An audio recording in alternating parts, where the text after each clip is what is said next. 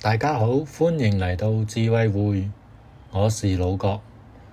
我做咗30幾年嘢，見過最多嘅唔係客仔走數，而係公司有事嗰陣有人企喺度，仲話關我乜事。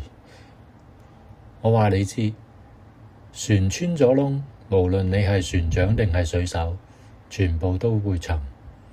今日講4個字：休戚與共。呢個係2000多年前嘅故仔。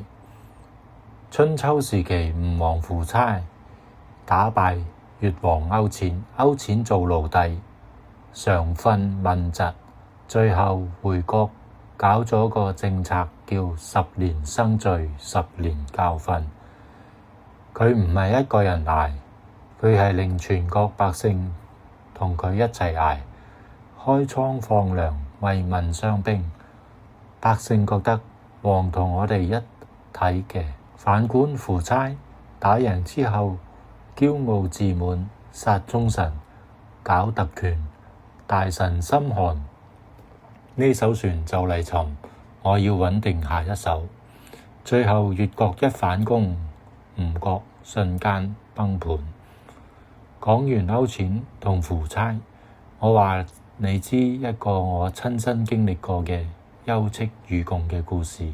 有一次空運部安排咗另一班航班去泰國，本應星期六到，結果星期日先到。冇人通知客服，客服冇通知客人。收貨人投訴話班機遲咗都唔通知，而呢個客人係我哋公司最大嘅客，佔公司生意1成幾。如果佢以後唔用我哋公司嘅生意額會直接受影響。我哋 sales 同客服都知道呢個客不能得罪，建議一齊去見客人，我哋稱之為跪玻璃，認錯送禮物，盡量解釋，保證以後唔會再犯。客人見到我哋誠意十足，火氣消咗好多。最後佢同意一半貨用其他貨代，一半貨繼續用我哋。經過2-3個月嘅努力，問題冇再出現。再約見客戶時，已經有講有笑。你話如果當時大家各自為政，互相推卸，呢個客仲留得住？休戚與共唔係口號，係救返盤數嘅實際行動。好多打工仔覺得公司係老闆，虧了賺了跟我冇關，我領薪水幹活，一碼是一碼，大錯特錯。公司虧了，老闆固然心痛，但係老闆有退路。你呢？你係第一個被裁員嘅，第二個被降薪嘅。當公司榮耀嘅時候，你卻在那裏冷眼旁觀，甚至還在那裏陰陽怪氣。你覺得老闆傻嗎？到了分紅升職的時候，他第一個想到的絕對不會是你呢個局外人。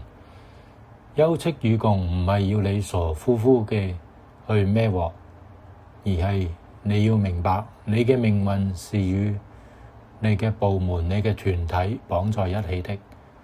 就像我們物流一個環節鏈斷了，全線會延誤。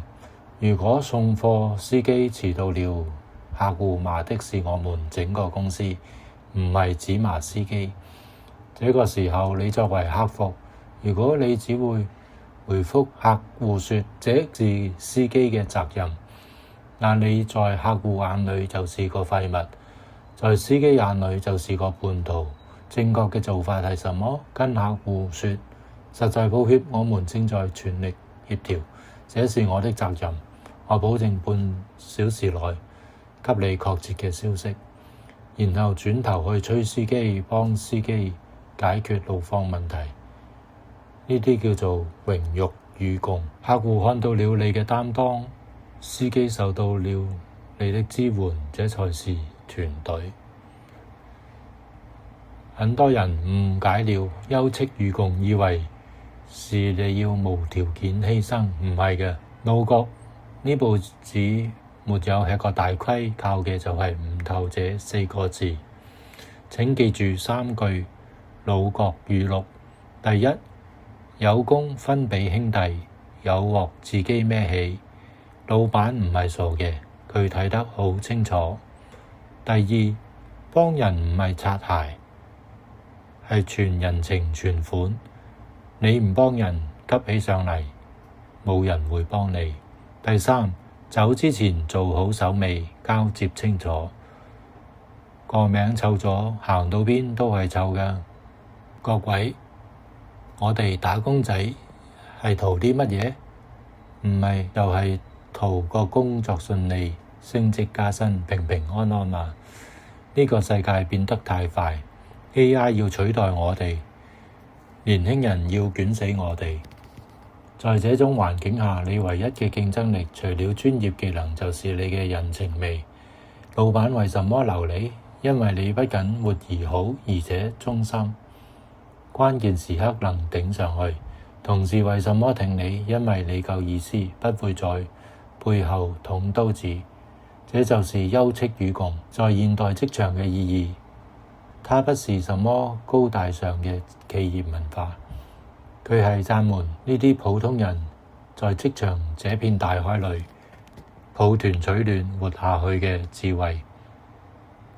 記住老郭一句話：職場呢片海，一個人游唔到去對岸，你要揾到一班人一齊撐住隻船，先至可以行得遠。